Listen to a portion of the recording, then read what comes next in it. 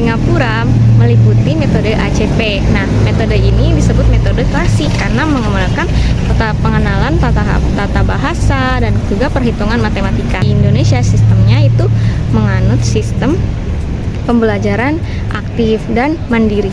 Dan jadi, aktif dan mandiri itu siswa dapat bebas memilih metode belajar yang ia inginkan dan ia sukai. Kurikulum homeschooling yang ada di Indonesia dan kurikulum homeschooling yang ada di Singapura. Nah, untuk di Indonesia ini ada 3 kurikulum.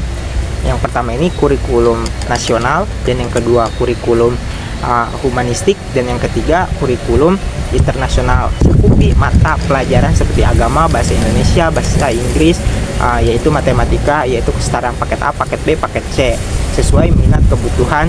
Sedangkan di Singapura ini ada kurikulum integrated Singapura kurikulum tentang tingkat dasar mata pelajaran seperti sains, matematika, dan bahasa Inggris, yaitu mengembangkan keterampilan akademik sosial yang kuat serta membuat karakter positif secara global. Schooling yang ada di Indonesia itu udah legal loh, sesuai dengan Menteri Pendidikan dan Kebudayaan nomor 129 tahun 2014 tentang sekolah rumah. Jadi, homeschooling adalah cara belajar yang direncanakan oleh orang tua atau keluarga di rumah. Ini dapat dilakukan secara individu, kelompok, ataupun komunitas. Tujuannya supaya anak bisa berkembang sesuai dengan potensi yang dimiliki. Ada beberapa bentuk homeschooling. Yang pertama ada privat, kelompok, playlist, dan mandiri. Homeschooling juga bisa dilakukan di banyak tempat. Fleksibel banget homeschooling tuh. Bisa dilakukan di rumah, perpustakaan, museum, laboratorium. Walaupun ini adalah sekolah informal, homeschooling diakui setara dengan sekolah formal. Jadi yang belajar di rumah juga bisa loh ikut ujian nasional dan akan dapat ijazah seperti sekolah formal.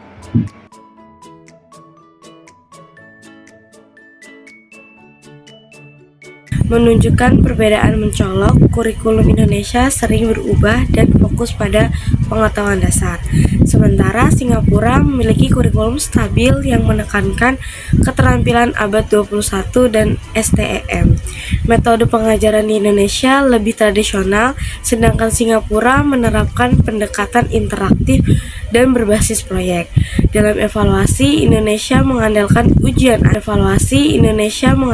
ujian akhir, sedangkan Singapura menggunakan penilaian holistik. Fasilitas pendidikan di Indonesia tidak merata, sedangkan Singapura memiliki sumber daya yang memadai. Keterlibatan orang tua juga lebih tinggi di Singapura. Secara keseluruhan, sistem pendidikan Singapura lebih terstruktur, sementara Indonesia masih berupaya meningkatkan kualitas pendidikan.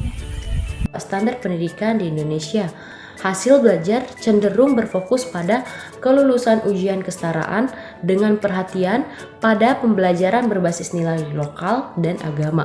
Di Singapura, pendidikan di Singapura sangat kompetitif, bahkan dalam homeschooling. Anak-anak biasanya diarahkan untuk memenuhi standar ujian nasional seperti Primary School Leaving Examination atau PSLE.